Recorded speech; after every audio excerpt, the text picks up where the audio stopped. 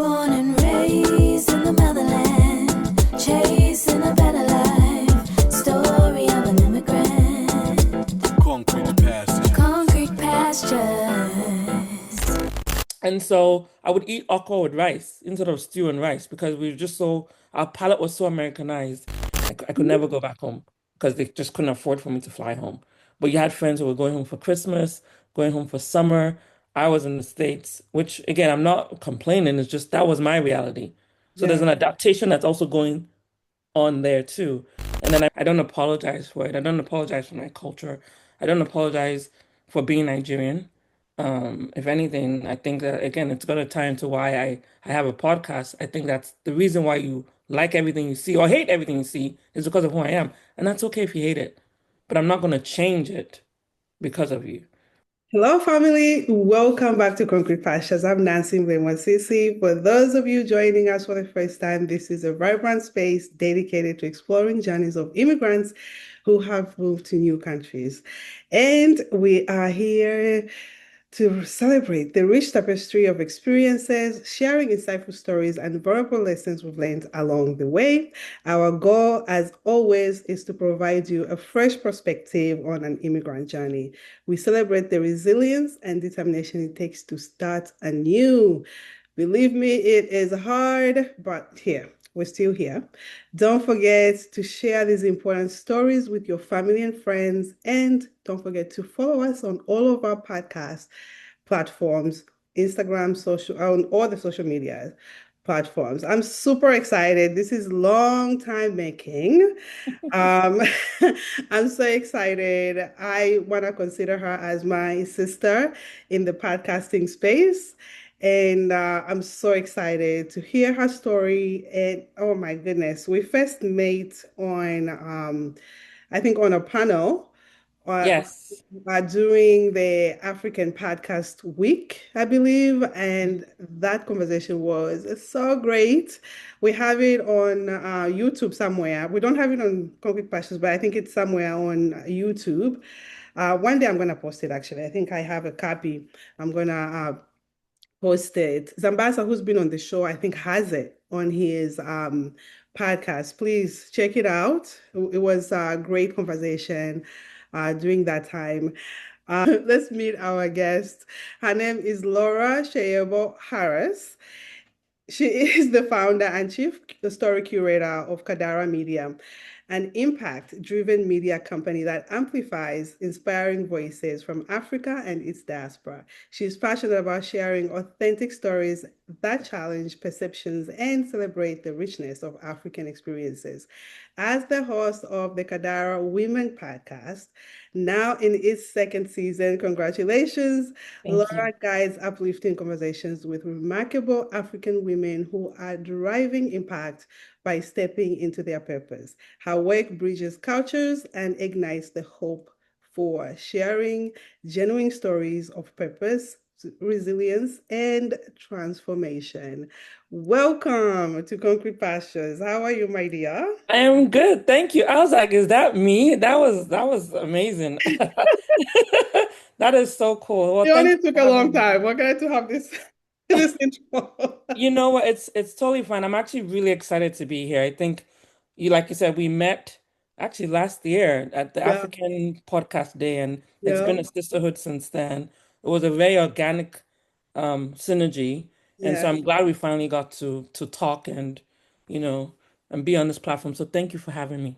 No, it's my pleasure. It's my pleasure. It's such an honor to have you. I love to have women from the continent. I know your story starts from here, and I'm so excited just for you to share a little bit of how it was when you with your early memories growing up in Nigeria, even though you were born here, and um, which is something that's common, by the way, that a lot of our African parents don't have their kids in a foreign country and send them back home. I don't know. I can't do it yet for Oh my kids. no, I can't do it either. I couldn't do it. But you know, it's a good place to start because I was born in the States, and I'm not gonna say the state that I was born in because we'll just Yeah, move we'll on just from leave that. it there. I was born in America Yeah, legally, yeah, and my parents went to school here, so that was actually how it happened. My parents were going to school here, And then, of course, they were kind of going to school, building a life, but they always knew they were going to go back home. And Mm. so when I was six, I believe when I was six, it was when they made the decision to move back to Nigeria. And so I always like to tell people that my formative years, everything that's about me, everything I became, the core of it happened in Nigeria, even though I was born in the States. And I barely remember the time I was in the States because I was so young. I have pictures, but I don't remember any experiences. Whereas being in Nigeria, I remember just going through everything. I remember when we first moved, we couldn't eat the stew because it was too pepperish. And today I still don't know how to eat pepper like that. And yes, if you're a Nigerian and you're hearing this and I'm Yoruba again, I will turn in my Yoruba card because I've been shamed, but I've not been shamed to change my palate. And and so I would eat okra with rice instead of stew and rice because we were just so, our palate was so Americanized. And then, of course, over time you adapt. And we had to stay with an uncle for a while my parents got their footing on the ground. Because it was a big, now that I'm older, I know a little bit more about why they transitioned. Mm. But it was a big shock. It was different. I don't remember being teased, but I'm sure I came in with an accent, an American accent.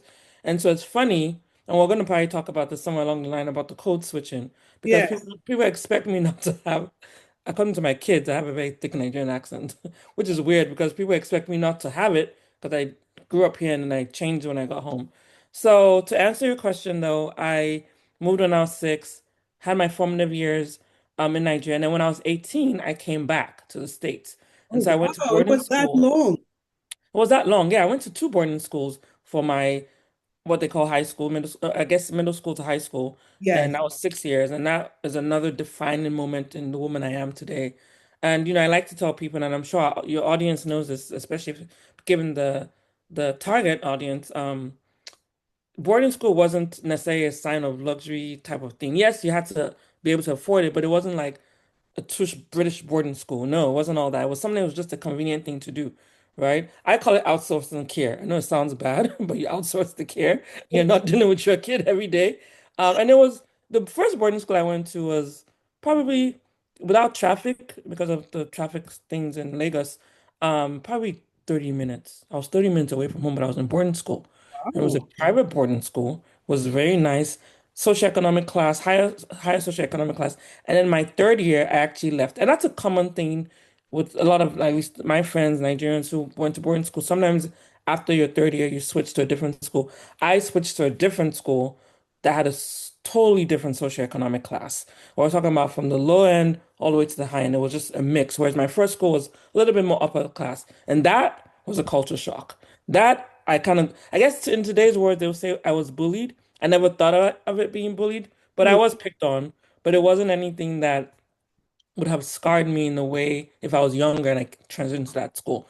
And because I went when I was older, I was able to adapt more quickly. And I think that's been the thread in my life is being able to adapt and pivot in Mm. every single circumstance that I've been in. So coming to the States wasn't that big of a deal. It was a big deal because I was coming to the States, but the transition mentally to be away from home it was already built in. I've been home since I was 11.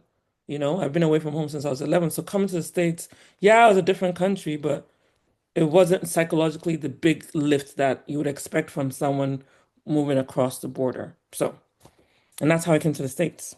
Oh, wow. Yeah. No, like, when you're describing the life in a boarding school, my school was somewhat that way because I went to school with children of ministers, Hmm. and of ambassadors.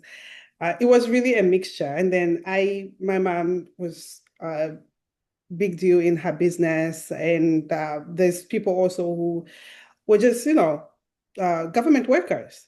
So it was like from up all the way down in terms of like social status uh, for the kids going. But it teaches us a lot to be in board. Yes, It forms us. I love what you're saying, that childcare, outsourced childcare. I it is love outsourced. It is. that. And I never thought about it that way, but it's definitely the truth. It Yeah, is. and I think that's why I can't do it because I think you lose, in my experience at least, you lose a connection to your parents. It's the formative years. There's a lot going on. You're trying to figure out who you are. You're also missing moments in your child's life. My birthday was always in school. And it didn't dawn on me until much later in life that my birthday was always in school. Like it's just weird how these experiences shape your life and you don't even know because you're Mhm. either just moving through it. And then someone's like, "Why don't you celebrate?" I was like, "Oh, yeah, well, that's why I don't celebrate my birthday because I never was home to celebrate my birthday, so it just was never a big deal." Wow. Yeah, I you bring up a good point. You lose a lot of time with your children. I, Hmm. for me, that's why it's actually easier to be in the US by myself with Hmm. without my family being here because I've always been out in boarding school as well. So I Yeah, yeah. have a good I think it helps, and I want to believe that everything that we go through in life is connected for some reason. 100%. I mean, It's I think I'm super independent because of that, which could be a problem on a bad scary, day. scary for other people when they say it, it's just like, why are you so independent? It's like, Yeah, I don't know nobody. yeah, yeah. You learn. You're just moving, not waiting for anybody. But yeah. Wow, no, I love it. So you get to the US. What are some of the challenges that you face? Because you had been away from the US for a long time. You're 18, coming to the US. How was that for you? So I guess actually you should even take a little bit of a step back. So I finished school when I was, I believe, 16 and a half, 17, early 17. Yeah, that's But this. because my parents had lived in the US, they knew that you couldn't do a lot of things until you were 18. So I Mm. literally had this gap year, unplanned gap year, and I don't even know, I don't know if I did anything productive in that year. I was going to friends who were in university in Lagos, hanging out with them, like, oh, when am I going to America? When am I going to America? Because that was the pinnacle. I even took the local exam, got into the local universities. Just, I don't even know why we were playing that game because I think the plan was always for me to transition, but I guess to keep me busy. And so I come in at 18 knowing that okay, I have access to certain things, right? So coming in though, I came to a school, University of Oklahoma, that had a again mix of Nigerian African kids, right? And very quickly there was a subset of us that some of us that were coming from oil and gas because we had a professor who was kind of like an indirect recruit of oil and gas kids. So you had these Oh, in wow. Nigeria, wealthy kids coming Yes, in. And then yes. there's the rest of us who just, I don't know, either you found out about Oklahoma and you showed up in Oklahoma, or you had a parent who said, I'm not paying for any other school but Oklahoma. And that was my story. My parents were like, my dad was like, this is where we're going because you can't get into any trouble in any other place. Because I know the city because they went to University of Oklahoma and this is where you're going. For some reason, I wanted to go to University of Maryland, College Station. Don't know why. I think I saw it on the SAT. I was like, oh, this sounds fun. And they're like, you can go, but you're on your own to pay for it. So, so that was one of the first things. And I remember, it's funny. I remember when I came to the States, it wasn't the most glamorous entry into the US. My mom actually brought me to the States, and up till today, I need to ask her, but she's probably gonna, this is probably not something to say on the podcast, but we flew into Atlanta. And that was my first entry into Atlanta. It was at Atlanta. And I don't know if she was supposed to buy a ticket from Atlanta to Oklahoma.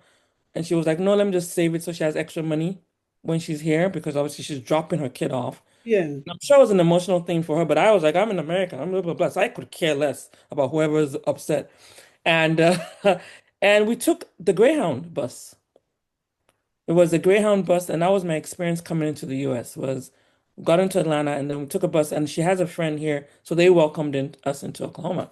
And I say that because some people think it's the most they come in a very glamorous way where and I say glamorous in the sense that you fly in, you get to the city you're supposed to be in. You're Yeah. not taking the Greyhound bus. The Greyhound bus is not the most luxurious bus. They don't it's not as luxurious as some of the buses we have today in the US. This Hmm. is it's the bus. But I think she did it because she wanted to not use the money because she was like, we just need to get there. Why waste the money? I think that was her logic. I actually never asked her about it, but I think I think as a the mom, I think I understand if that was the reason she made. And I I mean, think she had. international flights are very expensive. Like even Yes. today, that's why we have so many people have been in this country for 20 plus years and they can't go home because it's Yeah. not only the ticket you're buying also stuff to take home, what have you. But even so, when you are coming, you don't have that much resources back. Mm-hmm. And that's why we are coming to build our lives here. So I get it. I completely get it. Like Well, if I was not living in New York, I'll probably do the same thing because I yeah. landed in New York and JFK is here. And yeah. Yeah, but it's funny because I think part of the reason why I also waited till I was 18 was my dad was trying to save up for me to come. Mm-hmm. So to your point about the resources, because we were not the wealthiest kids by any means. That was far from it. The only thing we had was that we had parents who went to school in the US. So there's a little bit of a, you know, Advantage, yeah. yeah, a little bit of a just I'm trying to remember how we call it, like phone, just a little bit of polishing that was already built in, right? Mm, And so people probably don't even know this part of the story I just revealed on your podcast. So that's the first, about how I came. I think my husband knows, but most people don't know that about me. How I came in was through Greyhound. That's how I got to Oklahoma. And I didn't go back home for 5 years until I was able to afford it. I could never go back home because they just couldn't afford for me to fly home. But you had friends who were going home for Christmas, going home for summer. I was in the States, which again, I'm not complaining. It's just that was my reality. So there's yeah. an adaptation that's also going on there too.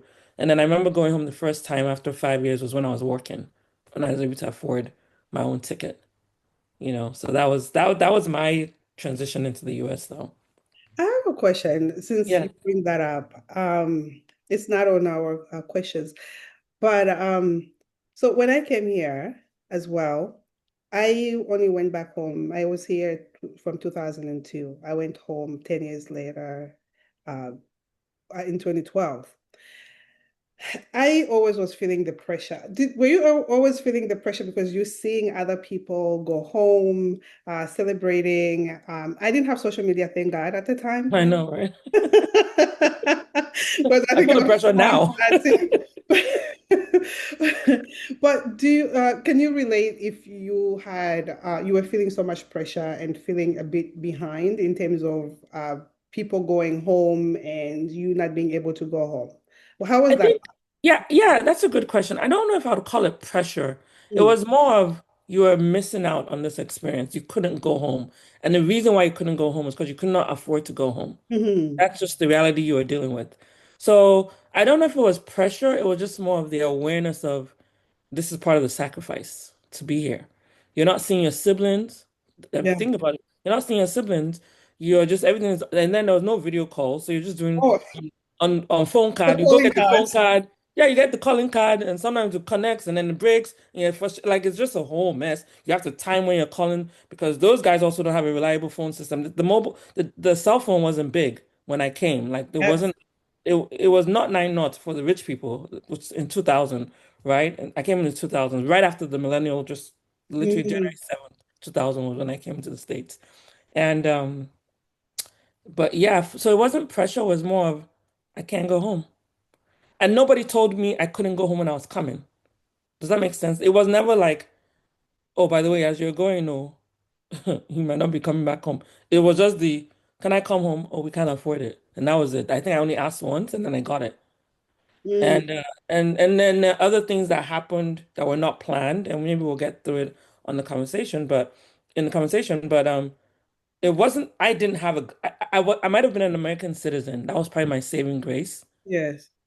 And I had to figure out very quickly how to leverage that because I saw the other side of friends who were international students, the access and the non-access that they had, the limitations they had. And so I had to figure out very quickly, and I did, how to leverage this in a way that made sense for me. So yes, I didn't come in with a bank load of money or bank account with my tuition ready to go, but I had this one thing that some of them didn't have, which is being an American citizen. And why do I stress that? Because it opened up the fact that I had to get student loans. Culturally, we don't get loans. We don't buy stuff on credit. It's cash and carry. Yep. And so I remember, I think it was my sophomore year. My tuition was not coming on time. You're writing all these IOUs in school. Mm-hmm. And you couldn't live off campus because, you have to find a certain way. So I stayed on campus. And I remember, I can't remember how I figured out, like, wait a minute. I can apply for student loans. I can apply for FAFSA. I am an American citizen. And so I did that. My dad was livid. And I'm like, I don't understand. I'm waiting for money to come, but I need to do this to stay in school. Yeah. I had friends who were working, like I had some friends who were oil and gas, so their money was just they didn't even know what you're dealing with. I think it was recently one of my friends like, I didn't know you had that experience in college. I'm like, yeah, I was trying to figure out how to pay tuition. The only saving grace I had was I had access to student loans. And Yeah. then I had other friends who were international kids who didn't have the money and they were hustling, doing all kinds of jobs to pay. Yeah. And so, and then you have the people who just could write check. The different, all in the African community in OU in Oklahoma, and or the University of Oklahoma, OU, where I went to.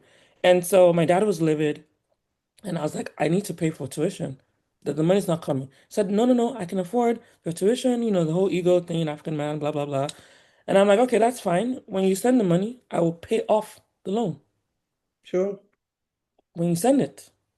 Well, it never came. And that was the beginning of the self-sufficient again. Yeah, Yeah. independence is now molding. I'm moving now at a certain speed. So much so that just recently last year, when what, 2026, 2025, my brother is telling me, I remember when I came to the States, you sat me down, my younger brother, and said, this is how we're going to pay for school. I don't remember doing that. But I was like, this is how you're going to pay for school. We're going to get you student loans. And I had a whole talk. I'm like, I did that? I was like, yes. Same thing with my younger sister. There's a conversation. You're in America. Do not wait. But it sounds funny, but it was me grounding them in the reality of nothing is coming. So you're going to have to figure this out. And I'm here because I've gone through the ropes. Yeah. You're not on your own, and I'll help where I can, but this is the reality. But I didn't get that lesson. But I didn't even know I did that for my siblings coming in, especially my brother, because he came in 2 years after me. So that was my story. Yeah. Wow, no, that's amazing. I mean, I can go another direction with this, with what you just shared, because I didn't have that privilege of going to college, but I'll share that on your show. Guys, this is a switch of exchange for the episode. I'm sure she's going to ask me how I was going to school here in America. I will. I And will. please, I'll be happy to share with how schooling was for me as a non-citizen. It was Mhm. the whole thing that a lot of people can relate to. But well, I didn't even think that you had gone through that too as well. Because I'm an American citizen, right? So you're not expecting all of that. You're like, it's easy. You Mhm. got to the States. You should be able to waltz through it. But it's not the reality for everybody. Yeah. So in America, I mean, we go by a lot of when especially when we come from the continent, there's a Hmm. lot of labels that society has given us. And they categorize us as different people. And in what ways did you find those labels limiting and maybe less empowering? Yeah, so I think, oh my God, there's so many ways to go with that question. So I remember in college, actually a friend of mine, she's also Nigerian, we're in chemical engineering, we're in the chemical engineering program, and we were studying with another Caucasian colleague or classmate, and he basically came to us and was like, so did you guys know each other back home, and how was it with the animals and you know, dealing with all the lions and everything. And my friend and I looked at each other and were like, and we said in our language, because we're from the same ethnic group, Yoruba, and we just said, should we just take him for a spin? And we're like, yeah, let's do it. So I just said, oh, I used to swing on the tree to her house, and she would swing to my tree. And then when we see the lions, we're like, oh my God, hey, lion. Like we just went on a different tangent. And I remember thinking, I mean, now I wouldn't do that now, obviously. We were young, we did that. But I remember thinking, how is it that you think I'm backward, but you don't even know anything about the world outside of you? And that was probably one of the few times I realized. And oh, so that was one story. The second time was I remember another classmate, I think it was my freshman year, and I was talking about coming to the States. Same thing to ask you, how do you speak English so well? It's the same question everybody gets, right? And oh wow, you wear clothes, the same generic crap questions. But I remember thinking they were like, how did I get here? And I'm like, on a plane. I would never forget that question. I'm like, what do you mean, how did I get here? Do you think I swam across the Atlantic Ocean? I got on a plane, and they're like, oh, I've never left Oklahoma. And I'm like, so you think I'm Bush, but you've never even left state lines? And so I remember thinking between that experience and the one with the classmate, Yeah. there is a different way immigrants show up that is a superpower that we don't even realize that we have. We're literally coming in with all these experiences. We're coming into a new culture, adapting, figuring it out, and still doing exactly what we came in to do. We came in to study, we came in Mhm. to work, We came in to get advanced degrees. We came in, sometimes we stay to raise families. Sometimes we go back and apply that knowledge. Whatever it is, the point is you're probably more experienced than the person who's asking you why are you even here and what are you qualified to to do. So I think that was probably the beginning of the awareness of seeing how there was a very narrow-minded view on me as an African, which translates into the work I'm doing right now. And then I think over time it's the typical stuff of, you're filling out a census form and you're forced to choose Black American. I'm like, but I kind of know where I am. I'm Yeah, Nigerian. I wish you even said African, I'll take African. And I think over time, of course, you've been in the States long too. It evolved, but in the beginning, you were boxed in. And you're yeah, like, but I'm not this though, but I guess I have to be forced to fit into a box. And I think whether we realize it or not, those are chipping at identity right there. It's sure. it's chipping at you, and you have to be cognizant of that. What are you trading off to be in the States? Are you trading off a little bit of your identity? And I could go on, I don't know if you're gonna get to it in a second, but it translates to how I show up right now and what my name is. I mean, it's in all facets of that. I have my maiden name, Lola Soyebo Harris, for Yes. that exact reason. Yeah, let's go for Yeah. it. Okay. So part of that was very intentional, and people always ask, did your husband, how was that conversation with your husband? And it's funny, when I was getting ready for this interview, I asked him. I had a different recollection of that conversation. He has a different recollection. I remember him not being okay with it, Mm, but initially. But the problem was that I didn't take his last name, Harris. He didn't have a problem with the maiden name being there. It was the last name not being taken. But in my mind, I'm like, I just moved from Minneapolis. I was working in Minneapolis at the time. I just quit my job, moved to Oklahoma. He was still in Oklahoma. He's also an engineer. He was still in Oklahoma. I just quit my job to move here. So to me, I'm committed to this marriage. The name is just paperwork, right? That's one. The second part was my documents were not expiring. My passport wasn't expiring. My driver's license wasn't expiring. So it did not make any sense to me to go rush to change anything because of a legal document. So I'm gonna change it when it happens. But more importantly, I could not do Lola Harris. I just couldn't. That was a loss of identity right there. That is like the most Caucasian old white woman name you could ever have. I was not doing it. And I just said I have to keep my maiden name. My dad gave me trouble about it. My dad even doesn't honor that today, actually. When he calls me Lola Harris, which I'm like, I don't even understand how you don't see the pride you should have that I kept your maiden name. Like, I know friends who were quick to drop off their maiden names because of whatever relationship they have with their yeah, dads. And so culturally, I had pressure from the older, from the older generation, so to speak. And even sometimes I had some guy friends who would say, why you have your maiden name? I'm like, my husband is fine with it. What is your business? Like, I don't even need to explain why yeah. I just made this Before you decision. want an explanation. Yeah, but I'm not going to apologize for it, and I'm not going to change it. And so eventually, of course, I added the Harris legally, but it was this whole big deal that didn't make sense to me. You're asking me to strip who I am just because I got married. Like that didn't make sense to me. Now, I don't say that to say that if you decide to take your husband's name and drop your maiden name, there's not anything wrong with it. But for me, I was losing more. I was literally becoming white on paper. Yeah, Like it did not make sense to me. And yes, you could argue, oh, it makes you get jobs.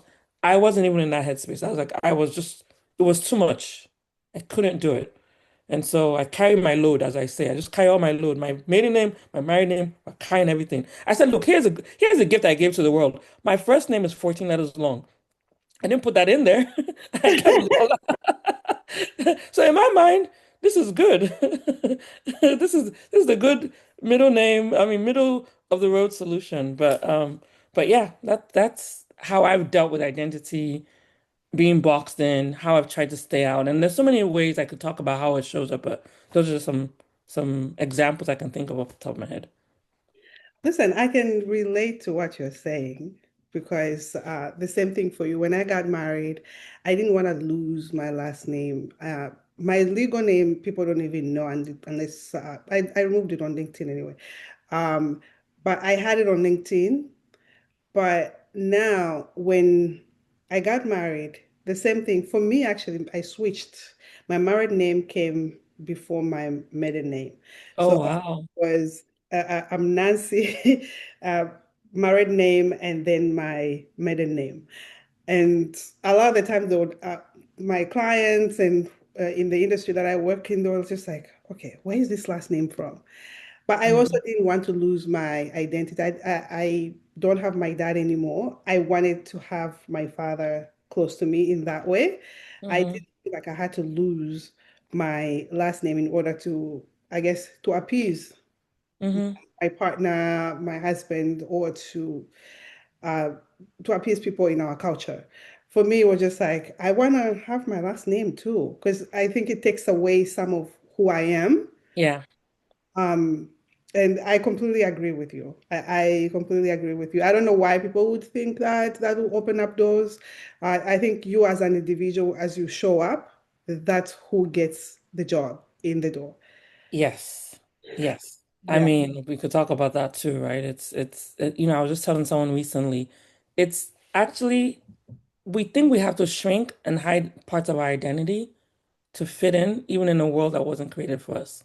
Mhm. Especially if you come to the States or you're in the UK or wherever you are outside of the continent. But the truth of the matter is everything that's showing up that's literally why they even want you is because of the mixture of your heritage, the mixture of your culture, the Yeah. ingredients that were in all Mhm. those lived experiences that you've gone through. Yes.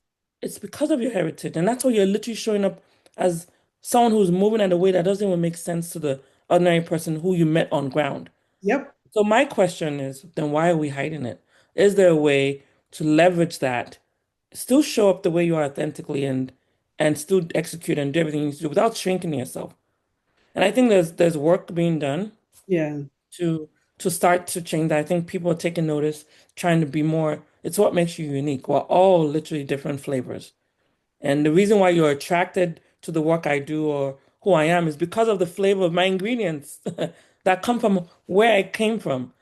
And so, anyways, that's my personal thing on just Oh no, we are owning. freeing a few people, not to shrink Yeah, them. yeah, we're freeing people. Yeah, own your identity. Just take it Yeah. all in. It's part of what makes you unique. It's part of the reason why you're showing up in the glorious way that you show up in whatever space you're moving in. And there's no need to shrink. Look, you're never going to satisfy anybody. So you might as well, everybody, I should say, you might as well just show up as you in all forms, shapes, colors, ethnicity, culture, own it. We all can't be the same. Nobody wants all vanilla. So talking about identity, I mean, we have Yeah, what's called switching, and I mean, we all do it. We all yeah, do it because when I'm with my Nigerian people, I'll be like, oh, I beg, come on. Would have yeah. the American accent goes out the window. How has that been working out for you, and why do we continue to do it? I want an explanation on this one. So remember I told you that some people challenge that I actually was raised in the States because of how I still have my Nigerian accent. My kids make fun of me. And my husband, we call it phone. It's a slang for like, I don't know if you've heard phone, which is a slang of when you code switch and your English is crisp and there's no trace of, your African Yep. accent in it. It's just clean. So my husband's phone is cleaner than my phone, but he didn't grow up here. I did, you know. And I think I've always struggled with the code switch and clean code switch. Like it just slips. Like sometimes you could be speaking with your and that's another thing. When I'm talking to my American friends or colleagues, I have to slow down because I always like to say Nigerians, I don't know why we talk like they're chasing us or we're Yes. talking at Yes. lightning speed. She's like, yes, exactly. And so I have to slow down with my American friends. With Africans, I'm actually authentic in the African sense because I know they just follow, or Yeah. even Jamaicans or any other culture. But there's something about when you're talking to Caucasians, you just slow down so they can hear you. And so that was one. And I think somewhere along the line, of course, it gets polished by living in the States. So I think I don't have an accent, but you go home and then they tell you have an accent, an American accent. And that's the Mhm. irony of that. And I'm like, I do? Because over here, they're telling me they can hear my Nigerian accent every time I speak. Oh, I hear an accent. Where is it from? Are you Jamaican? Or are you this? And they're trying to guess. Uh, That means it's there. And I'm okay with that. I'm okay with it being there because that means I've not lost, I've not whitewashed myself in a way that is yeah. no longer authentic to me. Yeah. doesn't mean it's wrong. To me, that's important. Um, I think the other way code switching happens, and here's the other thing about code switching, right? I think it's also another superpower because you're being adaptive.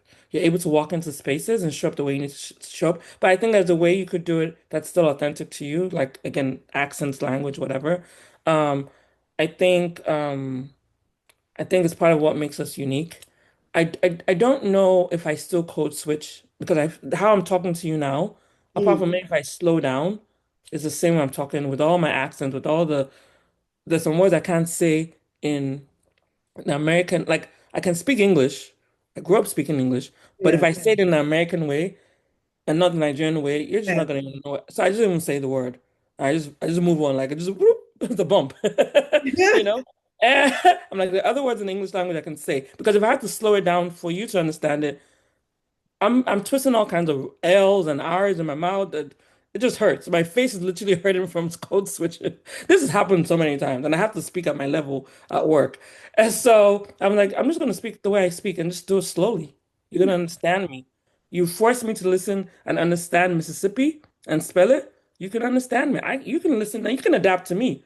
You want me because of all of this culture and everything that makes me me. So you're just gonna have to adapt. You can do this. I believe in you, America.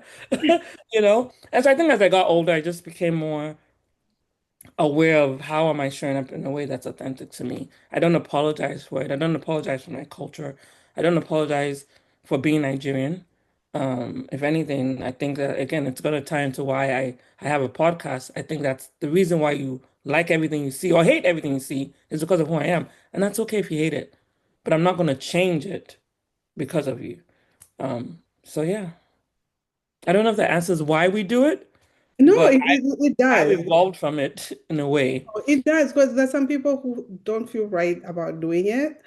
And Mm, especially it happens a lot for people who are born here and then they happen to go live in Africa or vice versa. For some people who come here when they were very, very young, they also code switch. For me, it's just this. That's it.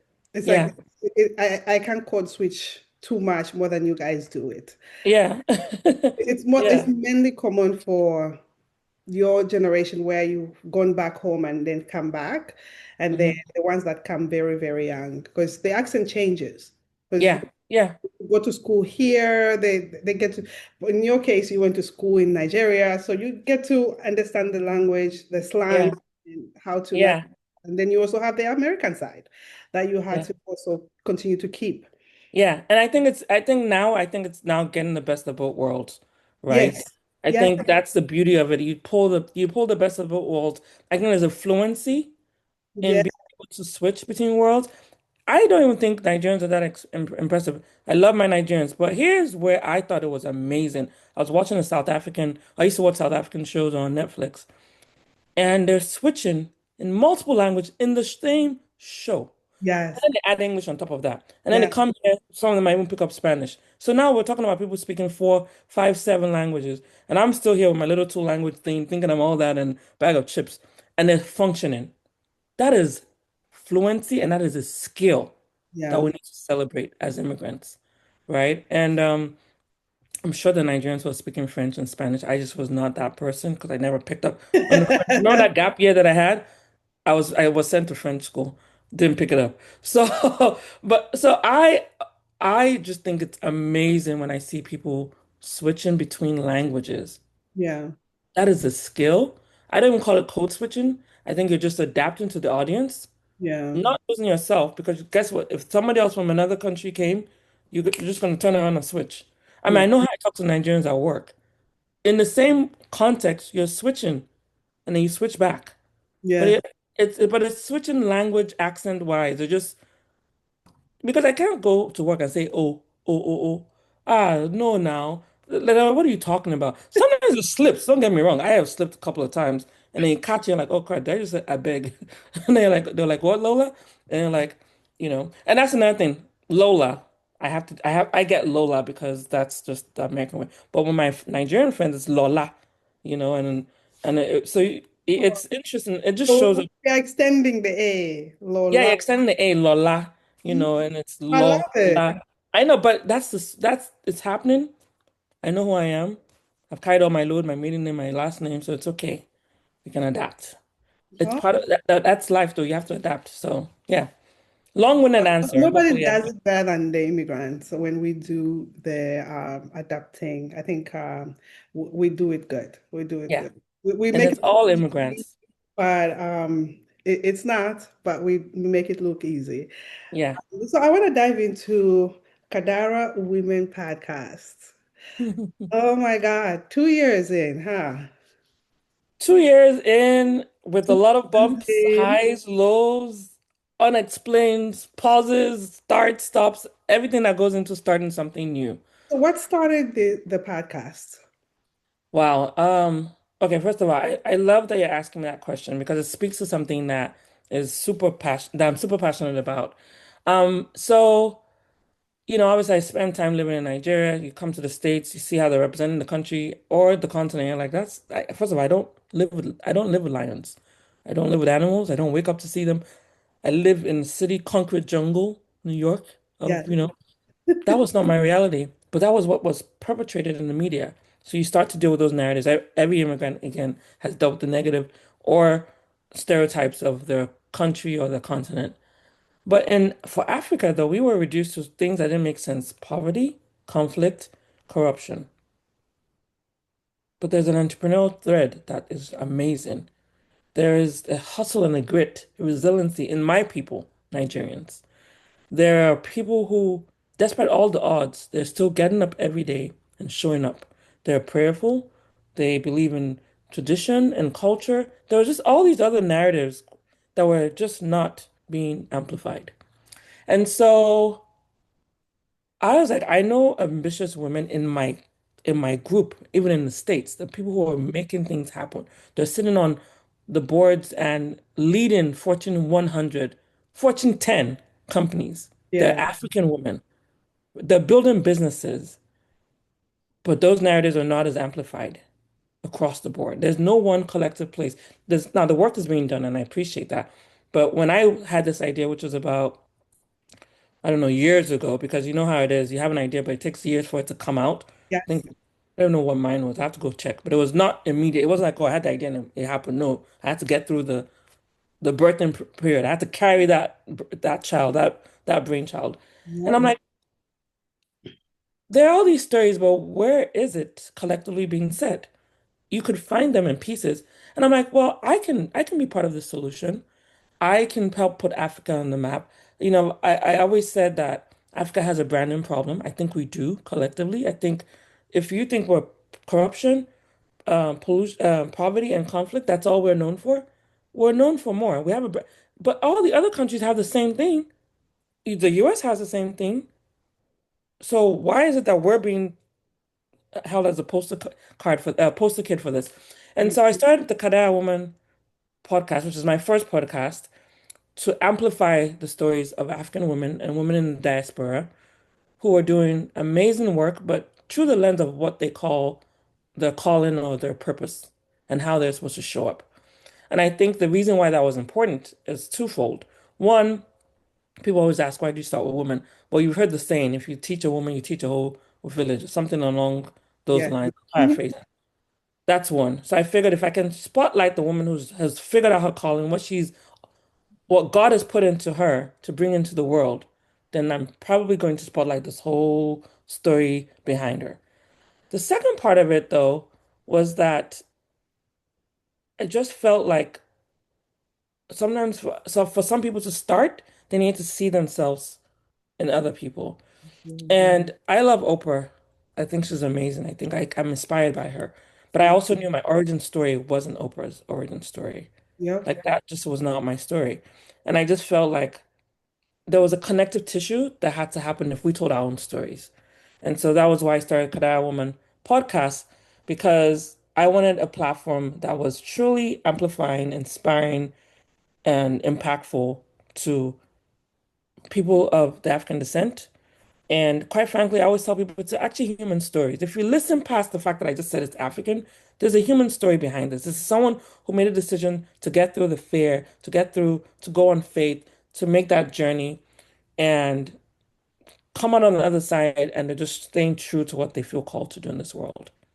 And so that was why starting the podcast was important to me. But in a way, I thought if I can push more positive narratives out there, it'll drown the negative ones. And I'm also a marketer by day for my day job. And so that is how you push Google reviews. The bad ones, you put good ones. It's a science. It works.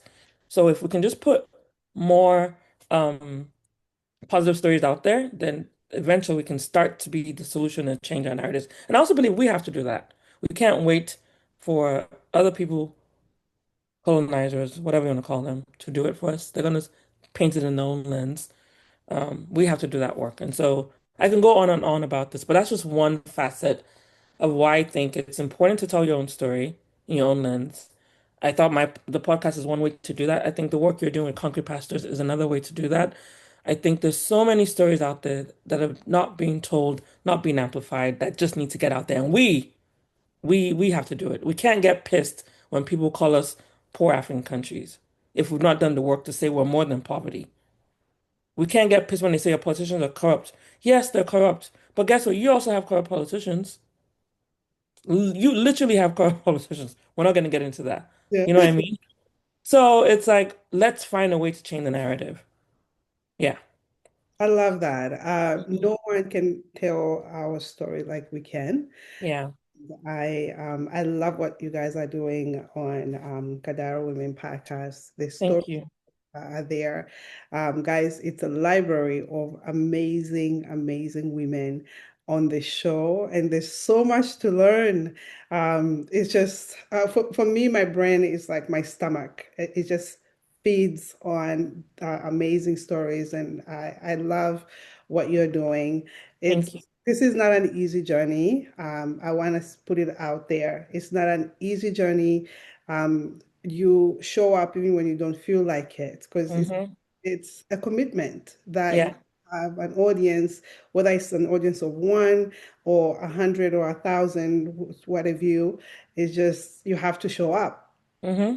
You have to Hmm. show up, especially if it's a journey of purpose and Yeah. God appointed purpose, God given to you. It's not an easy one. Um, I want to just applaud you for that. I want to Thank applaud you. you for that because it's important for us to have our voices heard and Hmm. amplified in this way.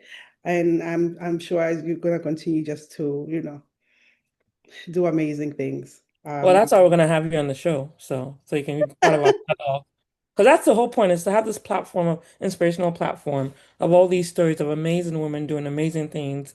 And my goal is that if one story just helps one lady or one person, it's not doesn't have to be a woman, one person just to step into whatever the calling is Yeah, because they saw someone they can relate to, because Nancy also went to boarding school and she's also from, like, the connective tissue, they yeah, see themselves in you, yes, they're going to move. It just, I've seen that happen. It moves differently because sometimes you think you can't do it, and then you hear about someone who has very similar background, yeah, not obviously the same exact same lived experiences, yeah. but something you can latch on.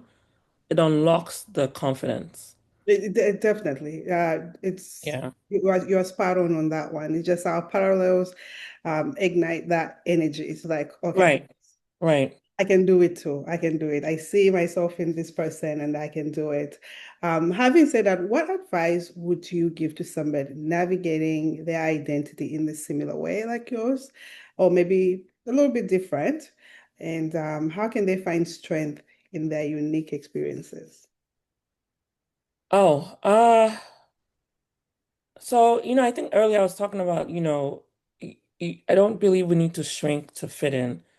It doesn't mean you don't adapt to the culture you're in, but you don't have to shrink. They have to figure out a way to show up in a way that's authentic to you, because eventually it'll eat at you if you're shutting this one part of you. Like, it'll eat at you.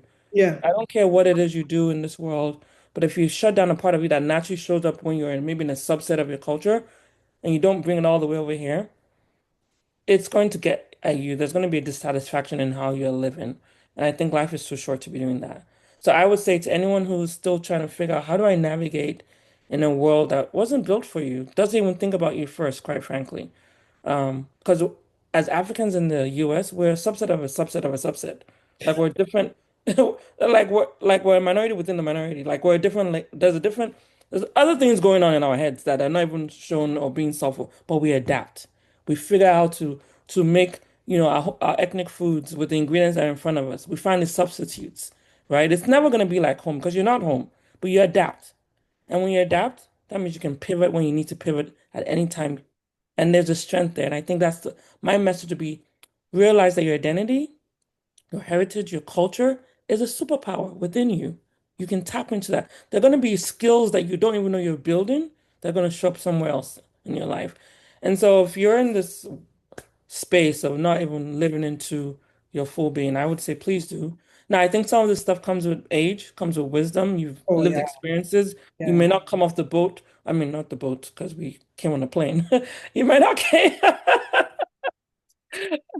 Yeah, not come off the plane 18, 16, you know, with all this wisdom, but you can learn from other people's experiences that from day one, if you start to build a muscle of showing up authentically, I think it'll stick.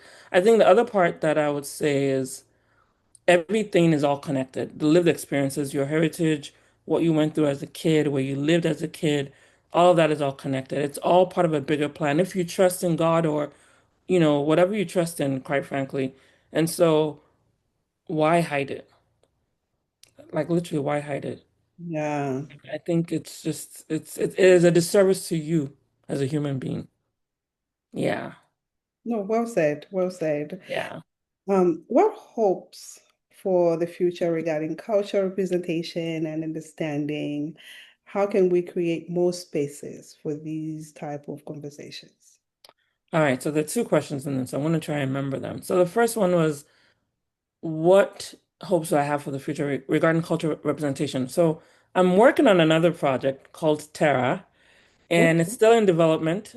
It's TERA, and it's still in development. But the vision there is to create a space that's specifically meant for the diaspora entrepreneurs and founders.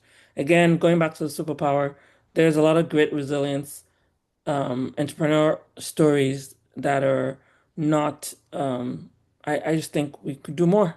I think it's tied to the perception of people who are trying to build businesses on the continent or over here when they're trying to raise capital. There's a narrative, the negative narrative that's still coming up. It's showing up as you can't trust them. You don't have to invest in Africa or in an African founder or whatever it is. And the truth of the matter is, no, we have the skill sets to do more. And so I'm working on it. It's still in development. It's the same way the Kadara Media platform amplifies stories. This new project is going to be a resource, a tool, still in development, for people who are building businesses. And the common thread is that they have African diasporan or African descent. And I think it's all connected. Again, for me, it's the narrative shift. It's the empowerment of our people, but all of it is it's all working in concert. Everything that I do, my goal, by God's grace, is that it is helping rebrand Africa from a storytelling standpoint. So the platform does this new project I'm working on should do that. I think I think if we do more of that work ourselves, that change will happen. And so that's my prayer is that and then when we do the representation authentically, organically, it breaks whatever silos and biases that are out there. There are always going to be people who have the negative crap. We can't change that. But I like to tell this example. People still show up in Paris, and if you've been to Paris, I'm just going to leave it at that.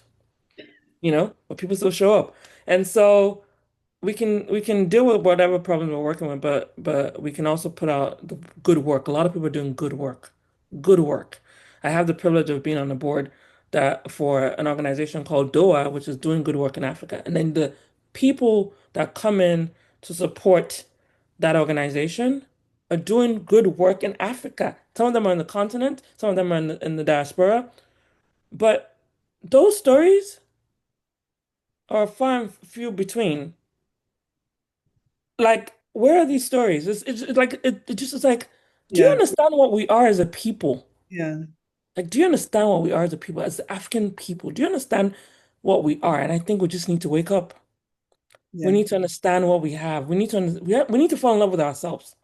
It's I could go on and on about it, but I call everything I do under this big halo of rebranding Africa. because we're just bigger than the narratives that are being told. We're more than the poverty, conflict, corruption stories that are being told. We're more than the single tree image on the savannah. Like that's like this is still happening in 2026. That Yeah. is the image with AI too. You too, AI. Like He's joined the party. The you AI, joined. Like what are we doing here? So yes. so this The is umbrella the tree. umbrella of it. And so it's the same crap. And so I'm like, I can do, if I can just help a small snippet of that storytelling, then I'll do that. The other part about creating spaces for conversations, that's what the Kadara Media platform is about. I think I got tired of waiting. I was looking for those stories for myself and I couldn't find it. And so I had this crazy idea to go build it. And that came with its own fear. Like you were saying, it takes a lot to birth and do a podcast. There's nothing in my background that prepared me for what I do Mhm. right now. I was a trained engineer. Now I'm a marketer. There's nothing in there that says go speak behind a mic. Go figure out how to interview people. Go figure out how to bring stories out of people. And so I applaud you, Nancy, for doing the work that you're doing as well, because I think our stories need to be told. But like you said, it's not an easy thing, and you're doing it from a place of love. This is my gift to the world, in a Yeah. way. It's not from a money making standpoint. No. But I also believe though that if you're doing what God told you to do, everything will sort itself out. You would figure it out. And Mhm. so my advice would be that if you're even listening and you're trying to build something that you don't see, go build it. The idea came to you for a reason. The download from God came to you for a reason. The reason why you were tasked with the ideas and seeing the problem the way you see it from your own lens is because you have a way you can solve it from your own lens. And that's the other thing. There's nothing new under the sun. You have a podcast, I have a podcast, people have podcasts. You're amplifying immigrant stories, I'm amplifying women's stories. Like we can go on and on. There are other people doing it, but the point is there's a reason why you got the task, the job. And Yeah. so I would say to create more spaces for conversations like this, go build what you don't see. Go create the business you don't see that represents you. Go create the product that you see that you need that doesn't represent you. Whether you adapt it for the diaspora or you adapt it to the continent, whatever it is you're solving for, the flip side of the story, Nancy, is that there are solutions on the continent that don't work for the continent. We're just adapting it. So if you have an idea that would work for the continent, go build that. It doesn't have to be westernized. There's so many ways for us to show up, and it's all tied to how we show up, at least for me. And I think we have to have more conversations. We have to have more spaces. I think Concrete Pastures is great because you have immigrant stories about people who are just striving in environments that were not built for them. That Yeah. is encouragement, right? Know that and go, as they say in Niger language, go receive sense. Get sense. Just it's there. The answer is there. There are people that are doing it and they're opening up paths for you to go after them. And so um I am excited about African podcasts. I'm excited about anyone who's amplifying our stories. Yeah. I'm excited about anyone who's building businesses that support the continent, off the continent. You know, I'm excited about when we build in whatever capacity, because Mhm. in one way or the other, you are changing the narrative. Even if you're a corporate finance whiz, the fact that you showed up in that glory, Yep. you've changed the narrative. Because then they're gonna, and that actually happened to me as an engineer, by the way. They were like, "You're Nigerian." The stereotype was in a good way. They wanted me on the team. That is you changing the narrative. So I say that to say, and I'll summarize it with show up in your most authentic way, please. Everywhere you go, corporate entrepreneurship, on the continent, off the continent, do it anyways. Just show up as yourself because the world needs our light. The world needs our light. The world needs our light. And by you showing up in your own light, you give someone else permission to show up in their own light. Because sometimes you just need to see someone that looks like them doing amazing, amazing things. My God, well said. There's so much in there. Oh my goodness. The terror Yes, project, I can't wait for that. There's yes. some people, including myself, that want to do things on the continent. Um, but again, we don't have the direction, the proper guidance, and I think this is going to be great for a lot of us in the diaspora, even people on the continent who've been in the diaspora and now on the continent to make a difference Hmm. in a great way. I can't wait for this project. I know. I'm excited for I'm you. birthing another baby and I'm doing it afraid. Let me Oh, be honest. I'm doing it afraid. I would be lying if I said it was an easy thing, but I was like, I need to do No, this work, the you only know? way you're gonna bet this is being afraid. There's Yeah, no way. yeah. It's disgusting. You know how bad it's okay. I know, right? I know. It's like just But follow my steps. That's all. Just walk behind me. I'll lead you. That's yeah, it. that is true. That is the obedience part of it, right? Yes, yes. Yes. And it's hard to be obedient sometimes. Tell me about it. Okay. But wow, I mean, we are both podcasters, and I can talk to you forever. I know. This conversation has been amazing. I'm so honored to finally have you on the show, and I can't wait to be on your platform. And I'm truly, truly thankful for you Thank making you. time because I know we're busy women, we have children, and we have jobs. Aside from podcasting, we have jobs, and podcasting is very involving.